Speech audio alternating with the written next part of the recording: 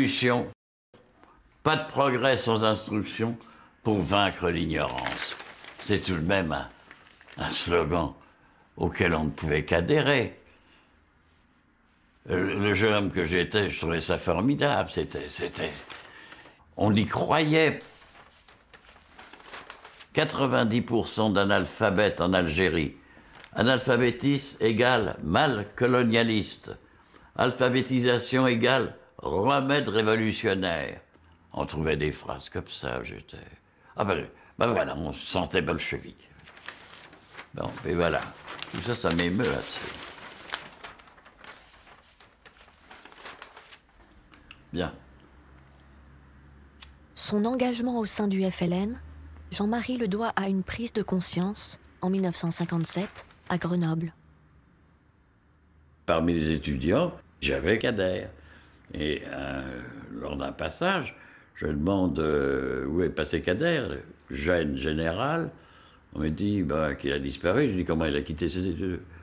On me dit non, il a été arrêté parce qu'il peut participer à un mouvement national. Je dis on va essayer de... Et là-dessus, un de ses meilleurs camarades me dit malheureusement, il est mort. Je dis comment il est mort sous la torture, rue Vauban, dans les locaux de la police. Ça a été un vrai choc. Et là-dessus, je me suis dit, j'aurais dit, il n'y a pas de problème. C'est ce mouvement auquel il appartient, moi j'y adhère. Et si vous avez besoin de moi, voilà, je peux rendre service. Et c'est comme ça que j'ai été embarqué. Je suis là, où je crois qu'on a besoin de moi, si vous voulez aller par là. Et où je me suis engagée. Je me suis engagée près des Algériens, pas parce qu'ils étaient Algériens. Je me suis engagée près des Algériens parce que je les opprimais. Alors, je ne voulais plus les opprimer, alors je voulais les aider à ne plus être opprimés par moi. Enfin, par moi, je m'entends. Donc, mais à vrai dire, ils auraient pu être avant des Indochinois, mais ils étaient très loin. Ou bien ils auraient pu être, après tout, finlandais, mais ça aurait été la même chose pour moi. Je n'ai pas choisi qu'ils soient algériens. Je n'ai pas choisi l'Algérie. C'est en quelque sorte l'Algérie d'une certaine façon qui m'a choisi. Annette, elle aussi a été résistante en 1942-45. Elle aussi a apporté son soutien au FLN et a été pour cela condamnée à 10 ans de prison. La brillante neurophysiologue se sépare de sa famille et s'exile vers la Tunisie qui a obtenu en 1956 son indépendance, tout comme le Maroc. Là, Annette soigne les combattants algériens. À la veille de l'indépendance, elle est toujours en Tunisie. Jean-Marie, lui, est au Maroc. Il passe les frontières parmi les convois de réfugiés et pénètre en Algérie.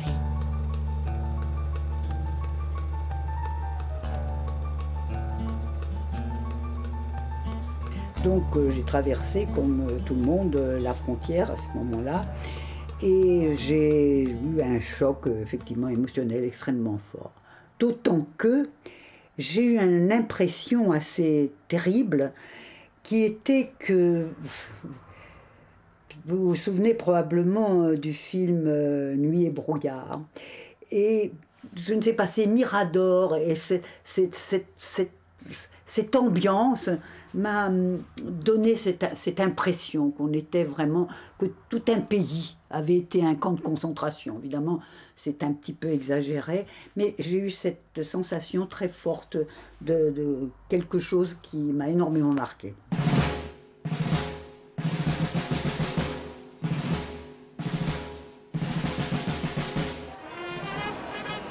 Le 5 juillet 1962, l'indépendance de l'Algérie est proclamée, après 132 ans de colonisation.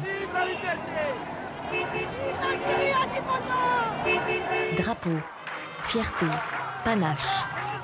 Pour les Algériens, un monde nouveau se lève. Tout le monde était dans la rue, les femmes sans voile, etc., qui relevaient leurs jupes, embrassaient les gens, avec le mari qui était content. Et vraiment, moi j'avais vécu la libération, notamment de Marseille, c'était la même chose. Peut-être encore plus, que ce que j'avais vu à la Libération à Marseille. Une euphorie extraordinaire. On était sur un petit nuage. Formidable, l'Algérie est indépendante.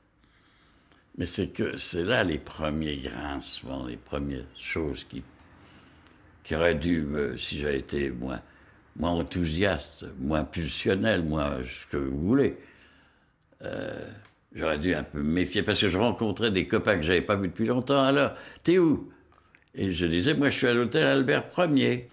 Et puis une des premières fois qu'on était à l'hôtel Albert Ier, on sort sur le balcon, rafale de mitraillettes. Alors on s'inquiète quand même.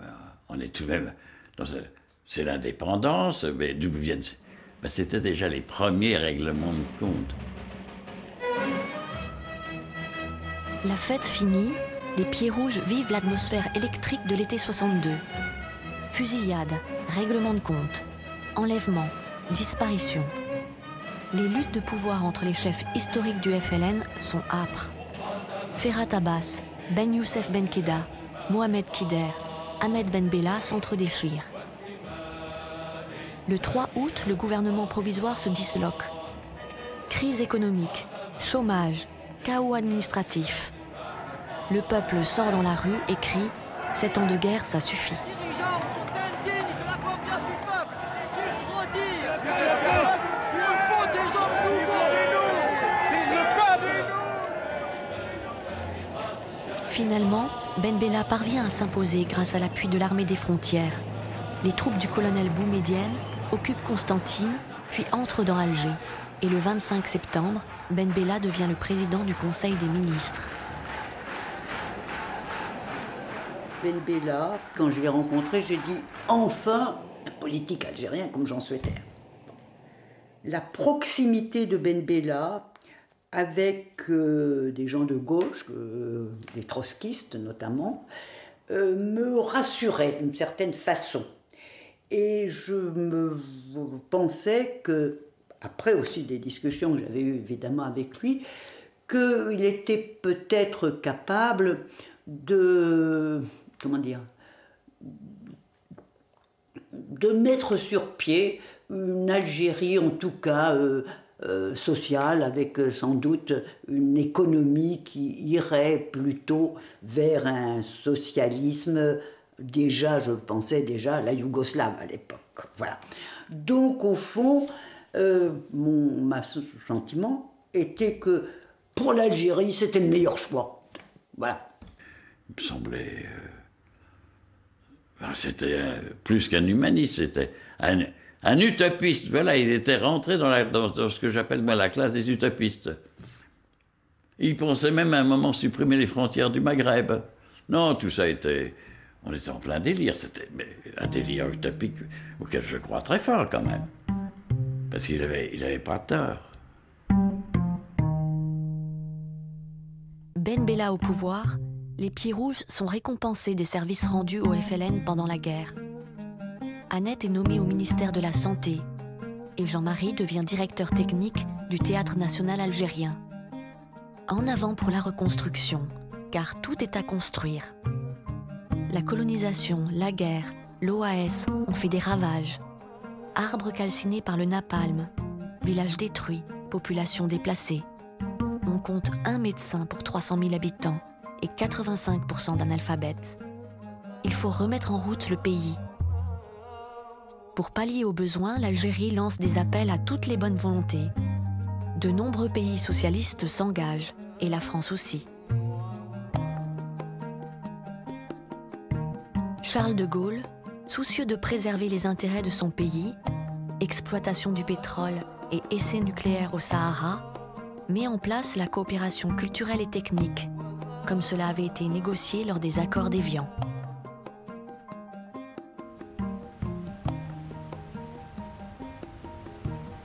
« 15 000 jeunes coopérants français vont traverser la Méditerranée pour apporter leurs compétences, réparer les dégâts.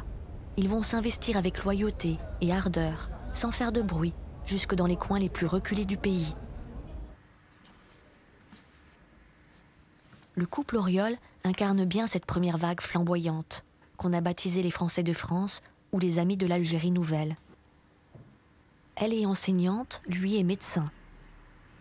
Paul arrive en Algérie en juin 1963 pour faire son service militaire. Et Anne le rejoindra un peu plus tard. Il fallait que j'aille en Algérie. Ma vie n'aurait pas eu de sens si je n'étais pas allé en Algérie. D'autant plus que j'étais complètement dégoûté par la France et ce qu'avait fait la France en Algérie. Ce n'était pas ma France, je ne voulais plus la voir et je partais pour ne jamais revenir. Ce qui est une illusion lyrique complètement absurde, etc., je le reconnais. Mais moi, je ne pensais pas, je partais parce que je ne voulais plus de cette France tortionnaire, coloniale, etc. Et donc j'allais là-bas, et ce n'est pas de la repentance, je n'étais pas responsable de ce qu'avait fait la France en Algérie, je ne m'en sentais pas du tout responsable. Mais moi j'étais de gauche, je me disais socialiste, pas SFIO qui avait fait la guerre d'Algérie, je me disais de gauche et j'allais là-bas dans un peuple frère, pour travailler avec un peuple frère, et donc pour être avec les Algériens qui voulaient construire une nouvelle Algérie sur de nouvelles bases et aider à cette chose-là, quoi.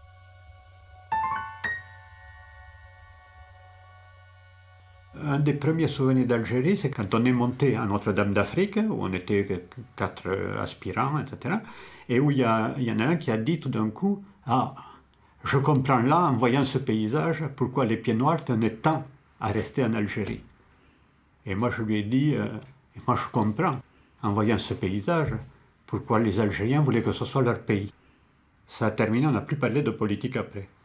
Et la deuxième chose, c'est qu'on a visité ensemble la Casbah, en militaire,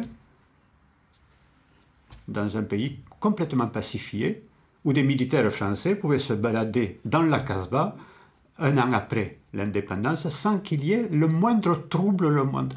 Ça, c'est quelque chose qui a étonné tout le monde. C'est que quand on est allé en Algérie, nous, en militaire ou en civil, on n'était plus le pays d'occupation. C'était fini.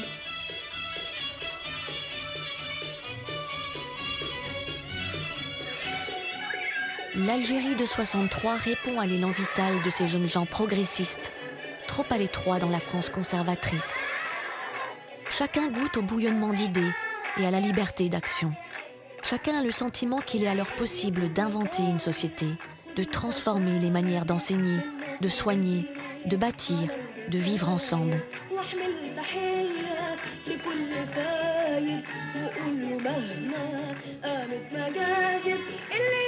Cette Algérie du lendemain de l'indépendance, c'était gai. C'était l'enthousiasme, probablement exagéré. Les relations étaient extrêmement faciles. C'était quelque chose qui méritait réellement d'être vécu, quoi, voilà. Surtout les premiers mois, ont été des mois vraiment d'enthousiasme, que j'arriverais même à dire de délire, voilà. Alors on avait un train, d'un Jeep propre, mais vraiment très... Je croyais aux années 20. On avait le train de la J-Prop avec tous les meilleurs comédiens, les meilleurs chanteurs, et on faisait les villes, on arrêtait. C'était l'enthousiasme populaire. Jusqu'à ce fameux soir où il y avait cette chanson contre les harkis, et brutalement, un mouvement dans la salle, et une tête fraîchement coupée.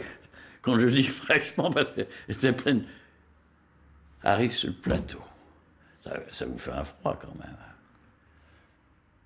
Et on n'a pas arrêté la tournée, mais j'ai arrêté la chanson. Et c'est une chose qui me poursuit encore aujourd'hui dans mes cauchemars.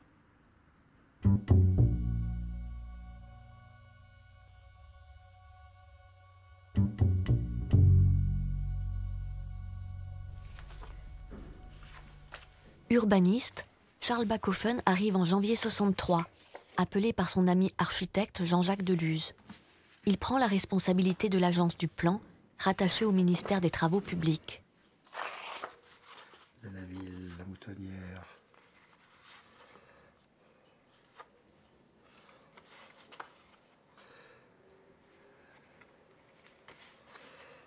Même si ce n'était pas nous qui faisions la révolution, on pensait que d'aller donner un coup de main, de participer à tout ça, c'était une expérience de vie importante. je savais que j'avais des responsabilités que je n'aurais pas eues en restant dans mon pays. Alors, il faut savoir d'abord que un Algérien n'avait pas le droit, pendant la période de la colonisation, de faire des études techniques. Donc, il n'y avait pas de cadre algérien disponible à l'indépendance.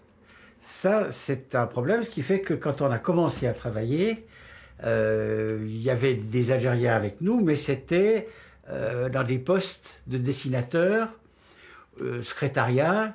Donc, comme on avait une grande maquette d'Alger dans l'ensemble, il y avait un maquettiste qui l'entretenait. Mais dans les postes de conception et de responsabilité, on était seuls.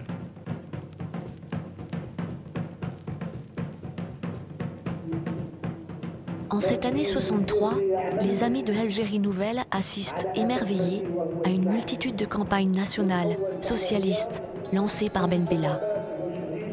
Certains Français, aux côtés des Algériens, participent à la journée de l'arbre pour reboiser les montagnes, à la campagne des moissons ou à celle des labours. Et le peuple est au rendez-vous lorsqu'il est invité à donner ses bijoux pour un fonds national de solidarité.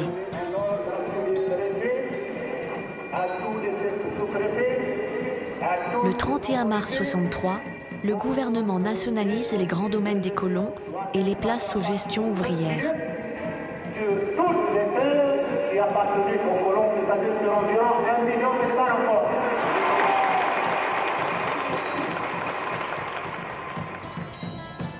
Le chantier de la santé publique fait également partie des priorités du gouvernement. On m'a confié l'enseignement médical faculté et l'enseignement paramédical.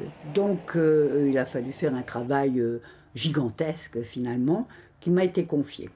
Voilà, donc j'ai énormément travaillé pendant ces 3 ans, vraiment la tête dans le guidon, quoi. Voilà. Mais un guidon très fleuri quand même, sympathique, quoi, parce que véritablement, j'ai cru que l'Algérie allait s'engager vraiment dans une perspective, enfin, d'un espèce de socialisme qui... personnel, algérien, effectivement. Quand je dis algérien, c'est-à-dire quelque chose qui allait essayer de sortir vraiment l'Algérie de son marasme.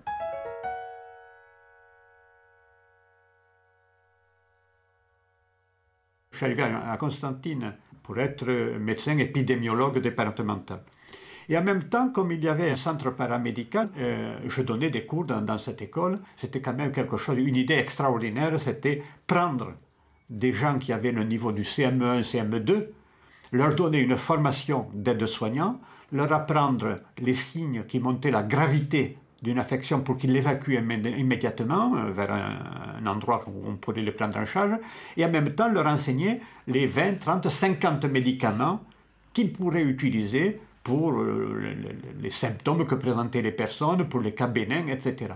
Et ça c'était un peu à l'image de ce qu'on a appelé les médecins aux pieds nus de l'époque maoïste, c'était envoyer dans la campagne des petits médecins avec une toute petite formation, mais qui permettrait, dans une Algérie qui avait perdu la quasi-totalité de son personnel médical, c'était le désert complet. Là, je pourrais raconter au moins 2 anecdotes. L'une qui se passe à El Harouch, où il y avait un hôpital où il n'y avait qu'un infirmier dans l'hôpital, c'est tout.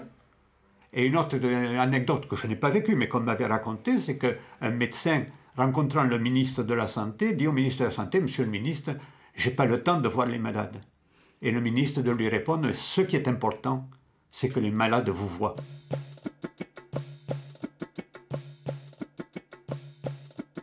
Au lendemain de l'indépendance, le quart de la population algérienne, soit 2 millions de personnes, vit dans des camps de regroupement. Les difficultés vécues dans les campagnes provoquent l'exode de ces ruraux déshérités vers Alger. D'énormes bidonvilles se forment. L'habitat est aussi un véritable enjeu. Il faut repenser les formes de construction pour que naisse un homme nouveau. L'afflux vers les villes était constant.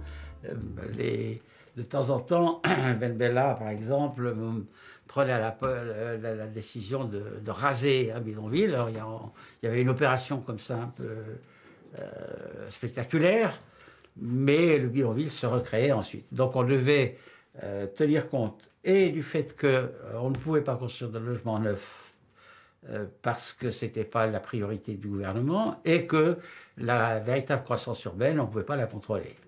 On a proposé de mettre en place au moins les éléments fondamentaux pour l'hygiène, c'est-à-dire les adductions d'eau, la possibilité d'évacuer les eaux usées, des chaussées pour qu'on ne marche pas dans la boue, et puis laisser les gens ensuite construire comme ils le voulaient, dans des dimensions où on pouvait penser qu'ultérieurement, quand la situation économique se serait améliorée, on pourrait construire en dur des vrais immeubles.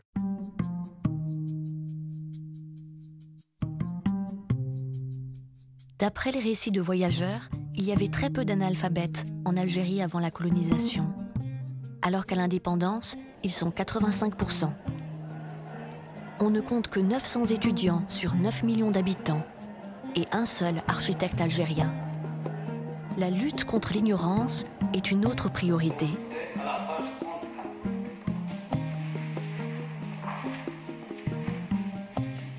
À l'été 63 s'ouvre une vaste campagne d'alphabétisation. Et de nombreux enseignants français se rendent en Algérie, fiers de donner une image différente de la France, et bravant malgré eux une opinion publique majoritairement nostalgique des colonies perdues.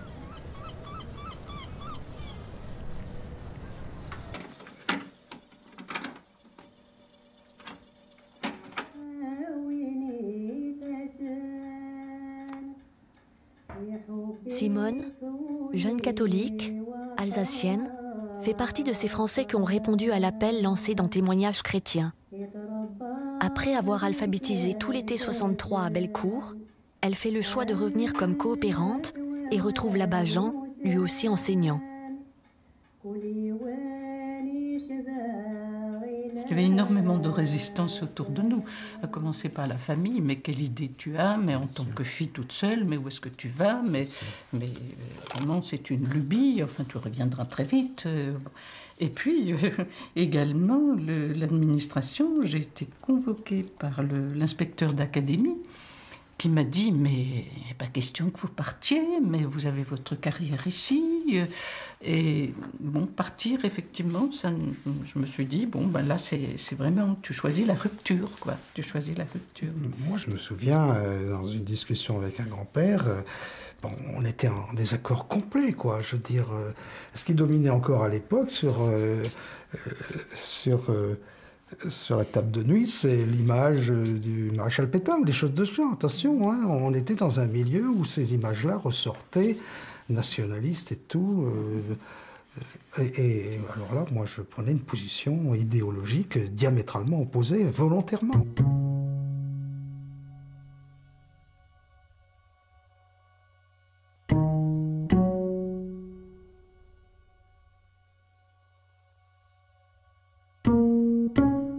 Il y avait un besoin extraordinaire. Hein. Les enfants, il y avait beaucoup trop d'enfants pour les bâtiments scolaires, pour les écoles, si bien que les enfants allaient à l'école de 7h du matin à midi ou quelque chose comme ça. Et puis une autre vague d'enfants prenait les mêmes locaux l'après-midi.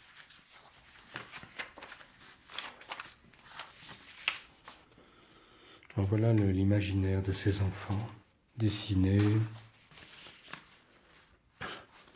Voilà, le bateau aux couleurs du FLN. Pierre, 20 ans, arrive en janvier 63 avec des convictions humanistes et anticolonialistes. Il est instituteur. Il y avait une soif d'apprendre, une soif de faire des choses que je n'ai jamais vues avant, qui était quelque chose de très touchant et de très fort.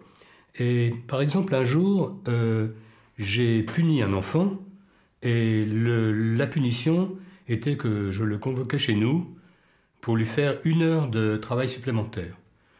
Donc on passait par toutes sortes de ruelles, de chemins pour aller de l'école à chez moi. Et j'y vais tranquillement. Puis quand j'arrive devant la porte, qu'est-ce que je vois? Ma classe entière m'attend. Alors, mais qu'est-ce que c'est que ça? Je dis, mais qu'est-ce que vous faites là? Et en chœur, comme ça, ils me disent, mais nous aussi, on veut être punis.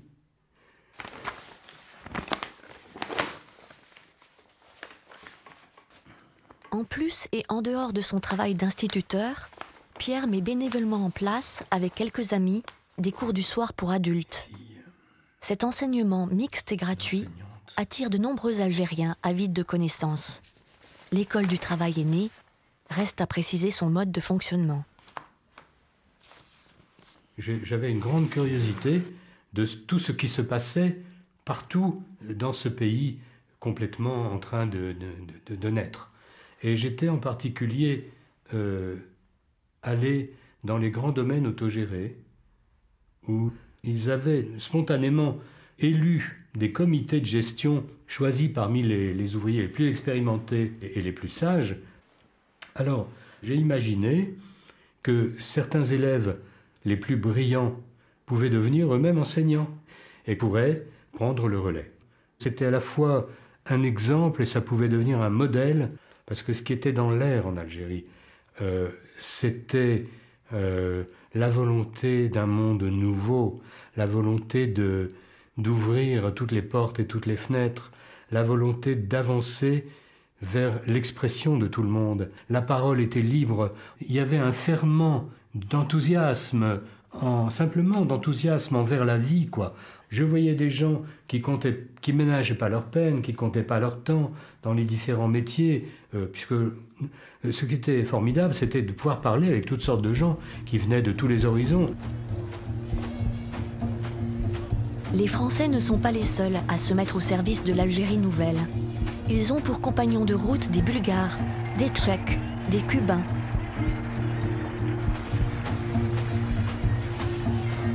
Il est vrai que l'Algérie de Ben Bella, joyeuse, effervescente, est devenue le phare des progressistes. Elle attire les mouvements de libération du monde entier. Et des chefs d'État prestigieux viennent en visite. Nasser, Che Guevara, Tito.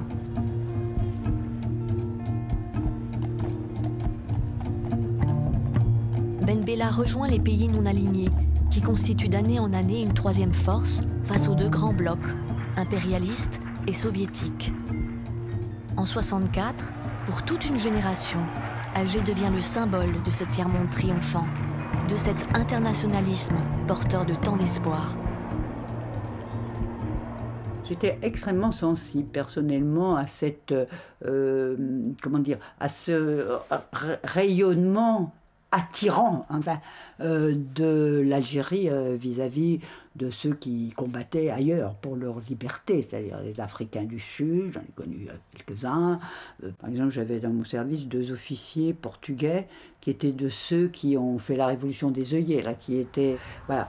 Donc c'était quelque chose qui, effectivement, pour des gens comme moi, je n'étais pas la seule, était quelque chose d'important dans cette Algérie nouvelle.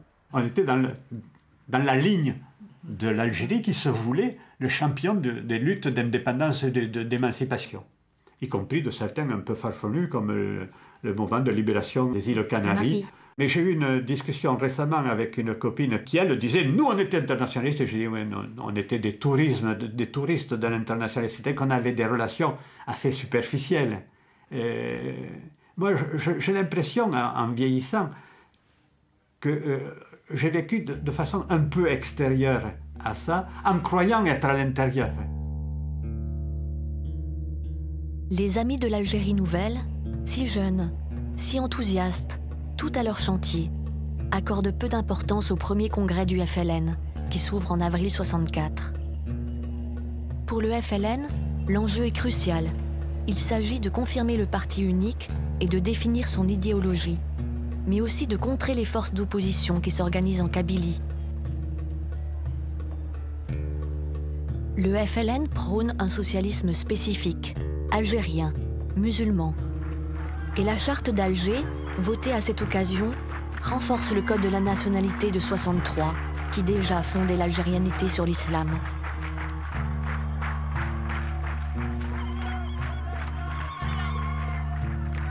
Sous le discours tiers-mondiste, l'Algérie se révèle nationaliste.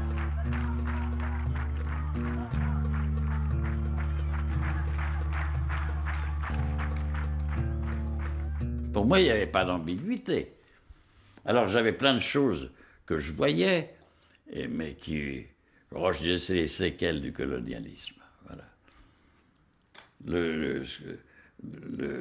Comment dirais-je, la manière dont ils se comportaient avec les femmes, la manière... Et puis moi, j'étais dans un milieu francophone, de pouvoir. Tout le monde parlait français. Mais quand il parlait arabe, il devait dire autre chose. Et pour moi, c'est terrible quand je dis victime et complice. Mais je dis surtout complice parce que j'aurais donné un petit langage révolutionnaire, dont ils sont bien servis. Évidemment, nous, il y avait la bataille entre ceux qui étaient pour le socialisme et les autres. Et à cette époque-là, même quand j'étais à Constantine, il y a un livre qui est apparu de Chalian. De Chalian, son prénom. De Gérard Chalian, qui était intitulé « L'Algérie est-elle socialiste ?» Et il était remarquable, ce bouquin. Et il montrait que l'Algérie n'était pas socialiste. Et on était d'accord avec tout ce qu'il y avait dans ce bouquin, sauf qu'on voulait qu'elle soit socialiste. Ça correspond à la fois à la volonté de faire et en même temps à un relatif aveuglement. De même qu'on savait qu'il y avait de la torture du temps de Ben Bella. Mais on savait qu'il y avait une lutte et que cette lutte ne se faisait pas sans casser des œufs, etc. Et qu'on poussait pour que ce soit notre courant qui soit renforcé dans la société civile.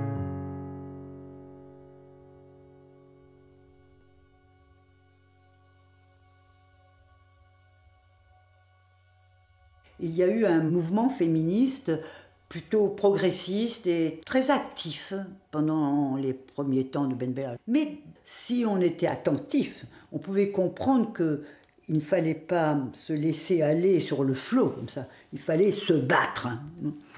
D'ailleurs, c'est ce qu'elles ont fait en 1964, les femmes. Il y a eu cette manifestation magnifique. Alors, ne me dites pas, j'y étais pas. Enfin si, j'y suis allée, mais moi, comme toujours, je travaille trop. Alors, je ne suis pas allée faire le défilé, quoi, comme ça. D'ailleurs, je le regrette beaucoup. C'est un de mes grands regrets. Mais enfin, là, c'était une démonstration vraiment à la fois de force du mouvement féminin et aussi que les femmes étaient en train de comprendre que ça y est, elles étaient flouées. L'air de rien, le régime se durcit. À la tête de l'armée du gouvernement, Boumedienne est décidé à faire taire les opposants politiques qui dénoncent le manque de démocratie du régime. Enlèvement du communiste Boudiaf, encerclement des maquis de Kabylie et arrestation de leur leader berbère Aït Ahmed en octobre 1964. Ben Bella appuie toutes ces initiatives militaires.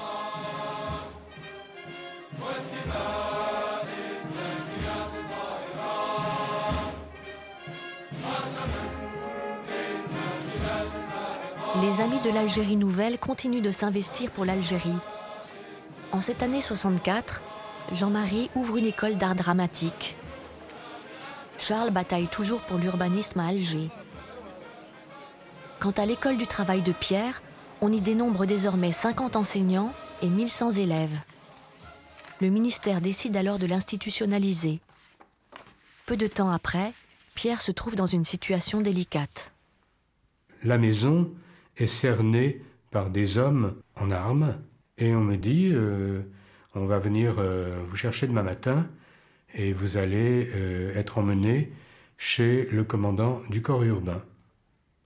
Et alors le lendemain matin, j'arrive dans le bureau d'un jeune monsieur. Il désirait s'approprier cette maison pour sa famille et il se servait de moyens policiers pour essayer ça. Donc je me suis rendu compte que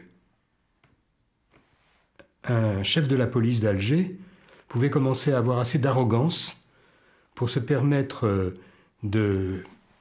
d'embrouiller quelque chose qui était pourtant extrêmement clair. Et tout cela signifiait que le Ben Bella ne tenait plus le pouvoir qu'il avait tenu jusque-là. Un conseil de la Révolution a été créé.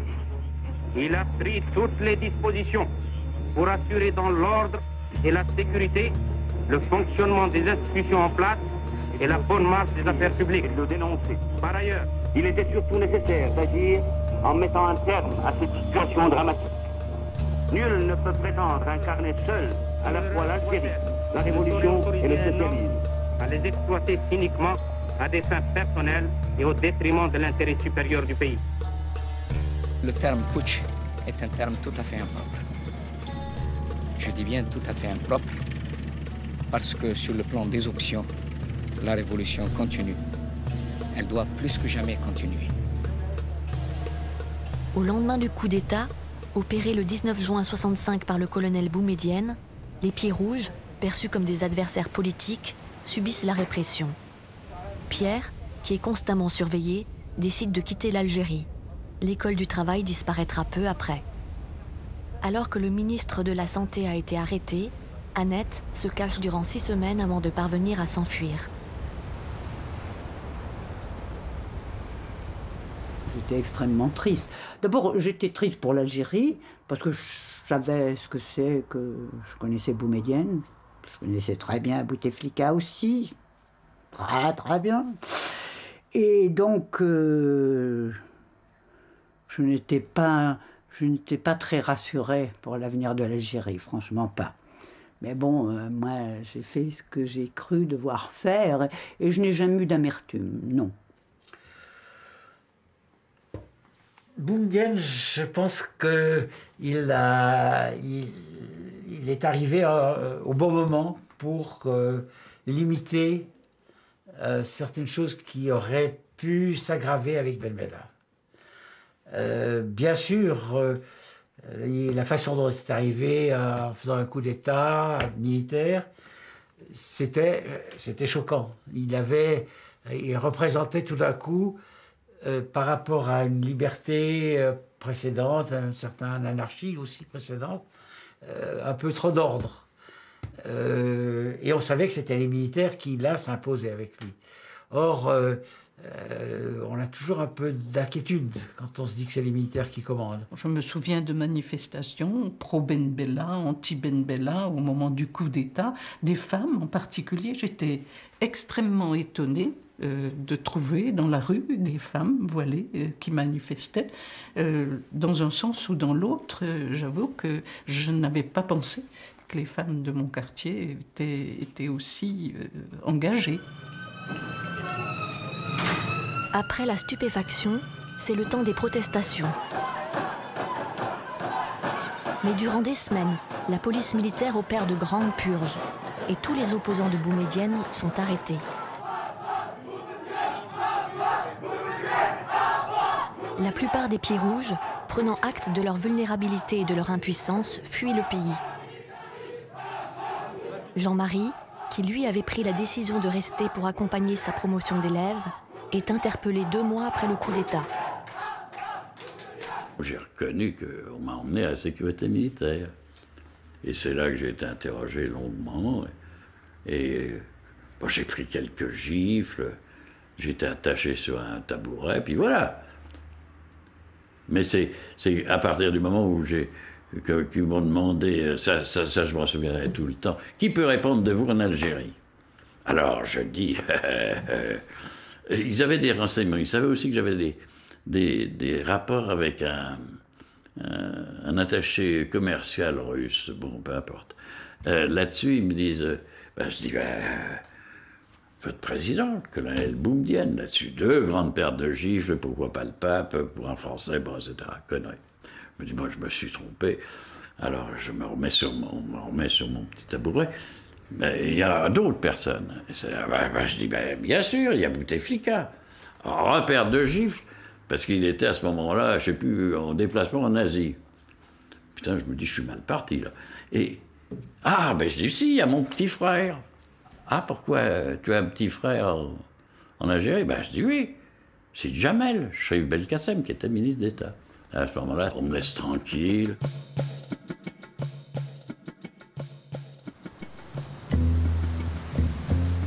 Avec Boumedienne, le socialisme est maintenu, mais le caractère militaro-autoritaire de l'État s'accentue. la coopération franco-algérienne n'est pas pour autant remise en cause. En juillet 65, les deux pays signent un nouvel accord.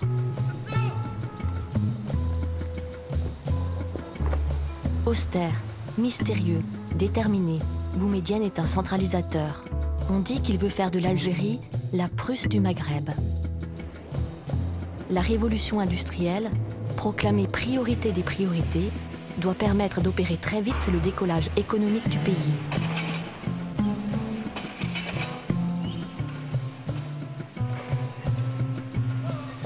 Symbole de cette nouvelle politique, le complexe sidérurgique d'El Hadjar est une grande fierté.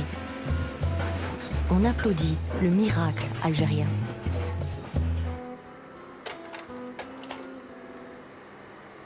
Muté à Alger dans un service antituberculeux, Paul, comme de nombreux coopérants, approuve cette nouvelle révolution industrielle censée consolider l'indépendance économique et politique du pays.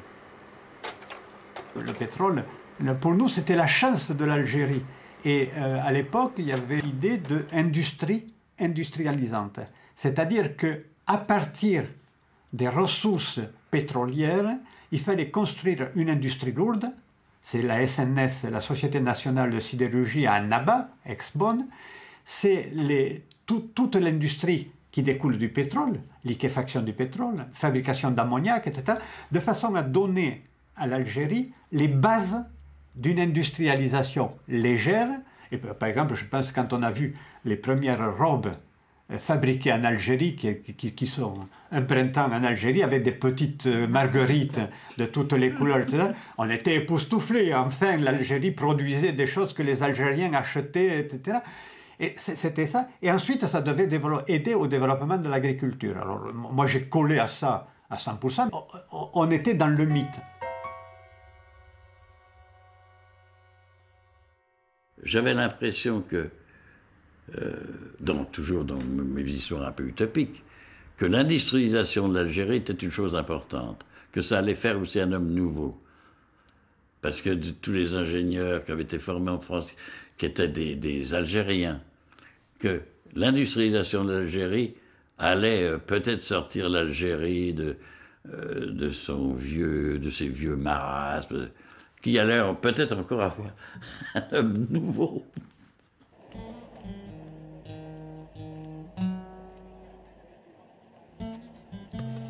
Parallèlement à la révolution industrielle, Boumedienne s'attaque à la révolution culturelle. Afin de remédier à la déculturation des Algériens, il opte pour le retour aux sources, c'est-à-dire l'arabisation. Désormais, les cours des écoles primaires se font entièrement en arabe. Du coup, les tensions entre Algériens francophones et arabophones s'exacerbent.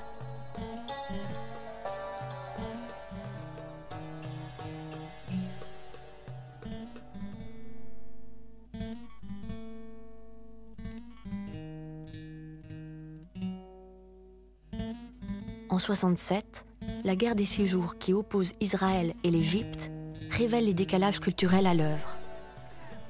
Quelque chose bascule alors. L'atmosphère jusqu'ici fraternelle devient plus soupçonneuse. Désormais, les Français sont moins bien acceptés, suspectés parfois de néocolonialisme.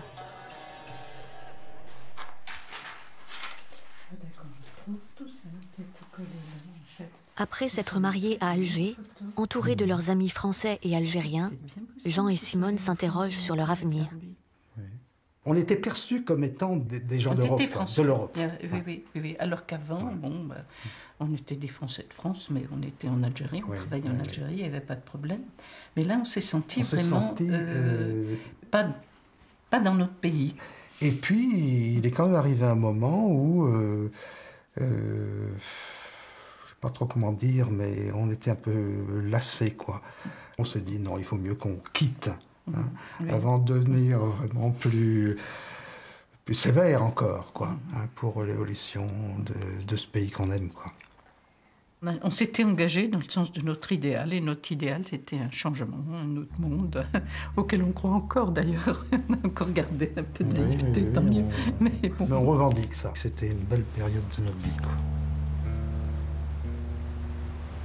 Tandis que certains Français désenchantés quittent l'Algérie, d'autres n'abdiquent pas. Licencié du Théâtre national algérien, Jean-Marie rebondit en s'investissant dans l'aventure de la Société nationale de sidérurgie. Quant à Charles, écarté d'Alger, il va se rabattre sur l'urbanisme des alentours. Au début des années 70, le pouvoir utilise la religion comme une arme pour contenir la progression des mouvements laïques et démocratiques portés par les étudiants et les berbères. L'enseignement de l'islam devient obligatoire dans les écoles primaires. Les mouvements intégristes, eux, se ramifient de manière souterraine. Les Français de France réalisent peu à peu le changement de mentalité. Ils se découragent, d'autant qu'on leur reproche souvent d'occuper des postes qui devraient revenir aux Algériens.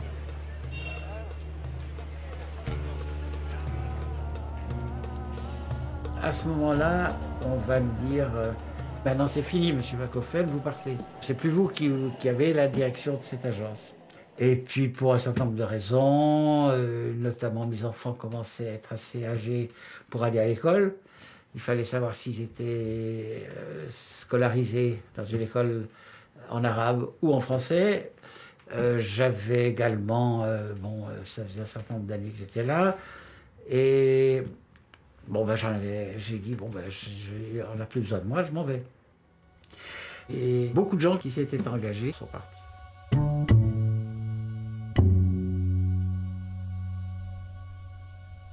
Je ne peux pas dire qu'il y a eu une désillusion réellement, comme à un certain moment j'ai pu le penser.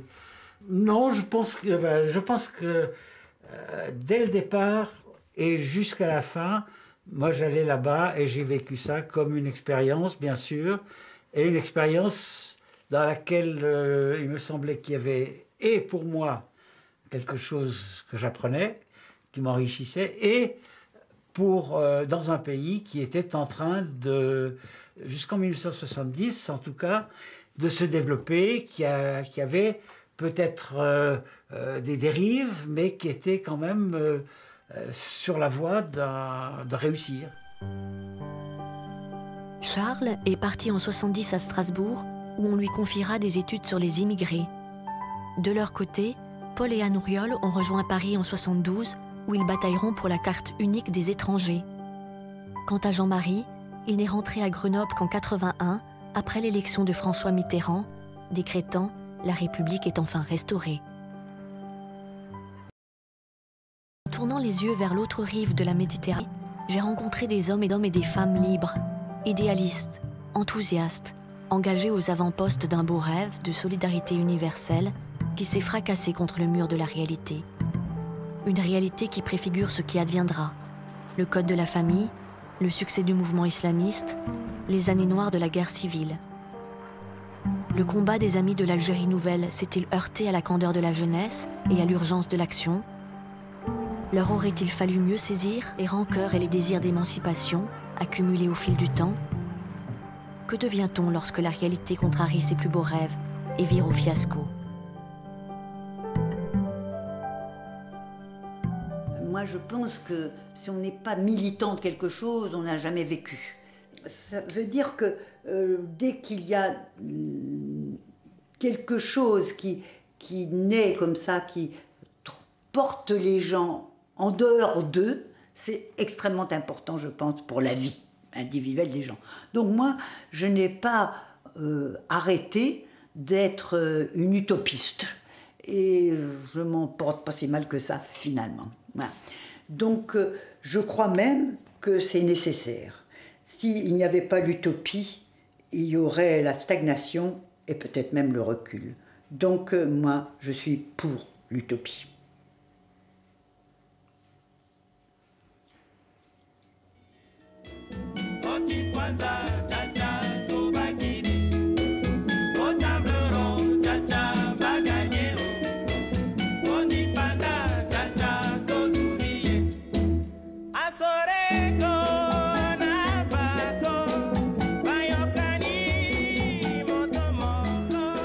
Oh, vous m'emmerdez. J'y croyais. J'y crois toujours.